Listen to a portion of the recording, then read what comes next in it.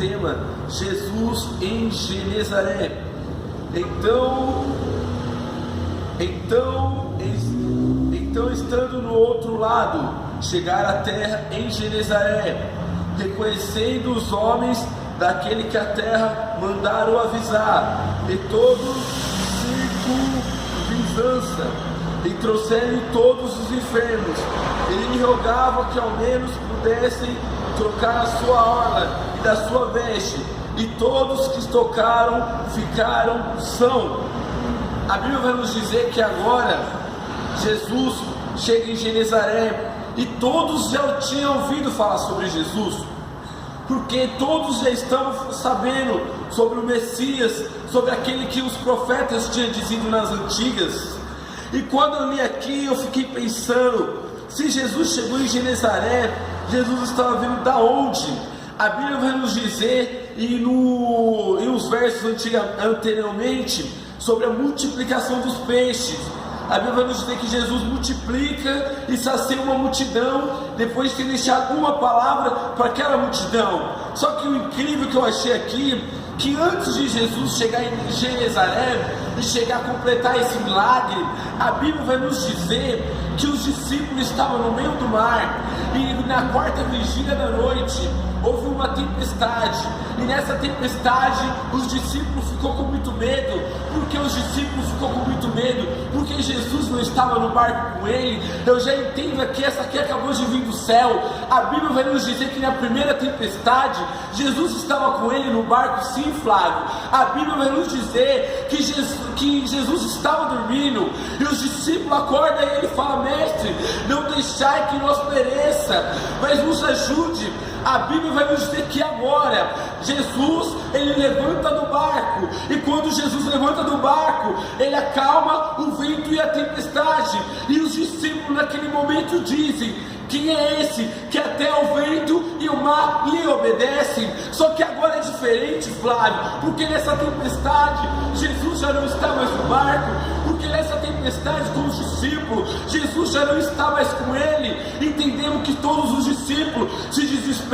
Eu entendi o motivo que os discípulos se desesperam. Sabe o que eu aprendi aqui, irmão Flávio? A Bíblia vai nos dizer que Pedro, ele era pescador. Pedro conhecia o mar, Pedro sabia até onde o barco dele poderia ir. Pedro sabia que por o barco dele ser tão simples assim, ele não podia pegar ondas fortes, ele não podia ir para o meio do mar, porque ele sabia que o barco dele não aguentava. Porque eu acredito que naquela época não era igual hoje. Hoje existe jet ski, barcos preparados para a onda, mas naquele tempo o barco de Pedro não era tão preparado. Hoje vimos isso. A Bíblia vai nos dizer que quando Jesus vai chamar Pedro, Pedro está pescando, e quando Jesus vai com ele até o mar, a Bíblia diz que o barco de Pedro, quando vai se enchendo de peixe, o barco dele quase vai a pique. O que quase vai a pique? O barco dele estava quase tombando, mas não tomou o barco dele. Por quê? Porque Jesus estava no barco com ele. Aleluia. Já entendemos que Pedro, pelo jeito, ele pensou: nós não poderíamos ter chegado até outra cidade,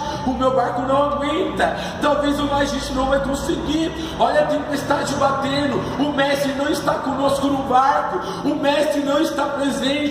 E naquele momento os discípulos ficou com tanto medo. A Bíblia vai nos dizer que agora, na quarta vigília da noite, vem Jesus caminhando pelo meio da tempestade. O que eu entendo, Pedro, ele olha, e todos os discípulos ficam atônicos e falam: é um fantasma. Aí Jesus diz: tende bom ânimo, tende um bom ânimo, porque sou eu, não temas. O que eu já entendo aqui, tem tempestade na nossa vida, que Jesus vai acalmar, que o Senhor vai estar do nosso lado, mas vai ter tempestade que Jesus quer ver só a nossa reação. O que a gente vai fazer quando ele não estiver no barco? O que a gente vai fazer quando ele não responder a nossa oração? O que a gente vai fazer quando ele decidir não falar mais? O que a gente vai fazer quando ele não estiver perto? O mais incrível é que no meio dessa tempestade, Pedro, ele é o único que consegue visar Jesus no meio do barco. O que eu quero te dizer aqui nessa manhã, eu não sei o que você está passando, mas tem tempestade que o Senhor só quer que você olhe para Ele, porque Pedro foca o olho em Jesus, e quando Pedro foca o olho em Jesus, ele diz: se tu mesmo, manda que eu vou até ti. Agora a Bíblia vai nos dizer que Pedro desce barco e Pedro começa a caminhar sobre as águas. O que eu entendo, porque aquilo ali estava uma tempestade, mas Pedro confiou no mestre. Pedro confiou quando o Senhor diz: vem até mim, Pedro. Pedro confia no meio da tempestade, andar com ele. A Bíblia vai nos dizer que agora Pedro começa a caminhar sobre o mar, e quando Pedro começa a caminhar, ele olha para o lado, ele olha para o outro, e o vento deixa ele com tanto medo, que a Bíblia vai nos dizer que agora que Pedro ele afunda, e quando Pedro afunda, Jesus olha e diz: homem de pouca fé, por que duvidaste? Agora a Bíblia vai nos dizer que o Senhor tira Pedro ali daquelas águas, e quando Jesus chega em Genezaré, acontecidos diversos milagres. O que eu tenho te dizer, o seu milagre não vai chegar fácil, aquilo que Deus te prometeu não vai chegar fácil, porque até Jesus chegar em Genezaré, até os discípulos chegar em Genezaré, eles teve que passar por uma tempestade, eles teve que sentir o que é estar no barco sem o mestre. O que eu quero te dizer, enquanto o mestre está no teu lado, valorize o mestre, faça tudo pelo mestre, porque vai ter tempestade que ele vai passar por cima contigo, e vai ter tempestade que ele vai passar com meio com você, porque entendemos aqui, Flávio, que o Deus que nós serve, ele manda no mar, ele manda na terra, ele manda debaixo da terra, ele manda no céu, ele manda nas pessoas. Entendemos que naquele momento que Jesus estava caminhando sobre o mar, ele podia ter acalmado a tempestade de novo, porque quando ele fala, até o mar obedece. Quando ele manda, até o diabo fica quieto. Quando ele manda, todos os joelhos se prostram perante a ele. O que eu quero dizer por aqui, talvez nesse momento você esteja vivendo uma tempestade, talvez nesse momento você está vivendo algo que você não queria viver, mas eu tenho um recado: o mestre está contigo. Mesmo que ainda você não veja ele, o mestre está contigo. Mesmo ainda que você não veja ele em forma teofânica, quer ver ele pessoalmente, o mestre está contigo. E tenho dizer para você o que está escrito assim: tem de bom ânimo, porque sou eu, não temais. O que ele estava dizendo isso, os discípulos ainda não tinham entendido, que ele era o dono da vida, que ele era a ressurreição, que ele era o Messias, que ele era o advogado fiel, que ele era o mediador, que ele era o príncipe da paz. Os discípulos ainda não tinham entendido o Jesus que estava caminhando com ele.